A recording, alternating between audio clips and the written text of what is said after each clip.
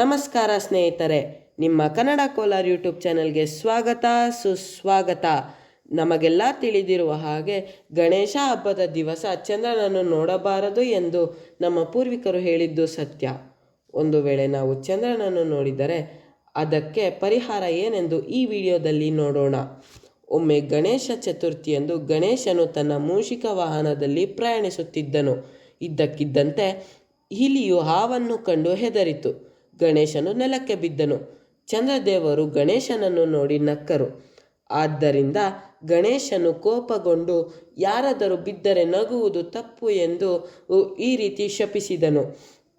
ಗಣೇಶ ಚತುರ್ಥಿಯಂದು ನಿನ್ನನ್ನು ನೋಡುವವರ ಮೇಲೆ ಸುಳ್ಳು ಆರೋಪ ಹೊರಿಸಲಾಗುತ್ತದೆ ಮತ್ತು ಅವಮಾನಿಸಲಾಗುತ್ತದೆ. ಚಂದ್ರದೇವರಿಗೆ ತನ್ನ ತಪ್ಪಿನ ಅರಿವಾಯಿತು ಮತ್ತು ಕ್ಷಮೆಯನ್ನು ಯಾಚಿಸಿದರು. ಕರುಣೆಯಿಂದ ಗಣೇಶನು ಶಾಪವನ್ನು ಬದಲಾಯಿಸಿದನು.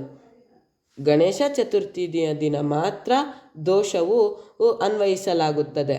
ಇಂದು ರಾತ್ರಿ ಚಂದ್ರನನ್ನು ನೋಡುವವನು ಮಿಥ್ಯ ದೋಷವನ್ನು ಎದುರಿಸಬಹುದು. ಸ್ನೇಹಿತರೆ, ಮಿಥ್ಯ ದೋಷ ಎಂದರೆ ಸುಳ್ಳು ಆರೋಪ. ಇದಕ್ಕಾಗಿಯೇ ಭಕ್ತರು ಗಣೇಶ ಚತುರ್ಥಿಯ ದಿನದಂದು ಚಂದ್ರನನ್ನು ನೋಡುವುದು ತಪ್ಪಿಸುತ್ತಾರೆ. ಯಾರಾದರೂ ಆಕಸ್ಮಿಕವಾಗಿ ಚಂದ್ರನನ್ನು ನೋಡಿದರೆ ಶ್ರೀಕೃಷ್ಣನ ಕಥೆ ಮತ್ತು ಶಮಂತಕ ಮಣಿಯ ಶ್ಲೋಕವನ್ನು ಕೇಳುವುದು ಅಥವಾ ಪಠಿಸುವುದರಿಂದ ಶಾಪವು ನಿವಾರಣೆಯಾಗುತ್ತದೆ ಎಂದು ಸ್ವತಃ ಶ್ರೀಕೃಷ್ಣನಿಗೆ ಈ ಉಪದೇಶವನ್ನು ನಾರದ ಮಹರ್ಷಿಗಳು ನೀಡಿದ್ದಾರೆ. ಸ್ನೇಹಿತರೆ, ಆ ಶ್ಲೋಕವನ್ನು ನಮ್ಮ ಶಾಸ್ತ್ರಿಗಳು ಈ ರೀತಿ ಹೇಳಿದ್ದಾರೆ.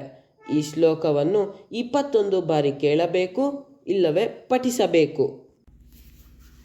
ಸಿಂಹಃ ಪ್ರಸೇನಮವಧೀತ್ ಸಿಂಹೋ ಜಾಂಬವತಾ ಹತಃ ಸುಕುಮಾರಕಮಾರೋದೀಹ ತವ ಏಷ ಸಮಂತಕಃ. ಆದ್ದರಿಂದ ಸ್ನೇಹಿತರೆ, ಈ ಸಂಪ್ರದಾಯವು ನಮಗೆ ನಮ್ರತೆ ಮತ್ತು ಗೌರವವನ್ನು ಕಲಿಸುತ್ತದೆ. ಗಣೇಶನು ನಿಮ್ಮ ಜೀವನದಿಂದ ಎಲ್ಲ ಅಡೆತಡೆಗಳನ್ನು ತಡೆದು ಹಾಕಲಿ. ಗಣಪತಿ ಬಪ್ಪ ಮೋರೆಯ. ಈ ವಿಡಿಯೋ ನಿಮಗೆ ಇಷ್ಟ ಆಗಿದ್ದರೆ ದಯವಿಟ್ಟು ಲೈಕ್ ಮಾಡಿ, ಶೇರ್ ಮಾಡಿ, ಕಮೆಂಟ್ ಮಾಡಿ. ಮತ್ತು ನೀವು ಈ ಚಾನಲ್ಗೆ ಹೊಸಬರಾಗಿದ್ದರೆ ದಯವಿಟ್ಟು ಸಬ್ಸ್ಕ್ರೈಬ್ ಮಾಡಿ. ಬೆಲ್ ಬಟನ್ ಒತ್ತುವುದನ್ನು ಮರಿಬೇಡಿ. ಜೈ ಹಿಂದ್, ಜೈ ಕರ್ನಾಟಕ ಮಾತೆ.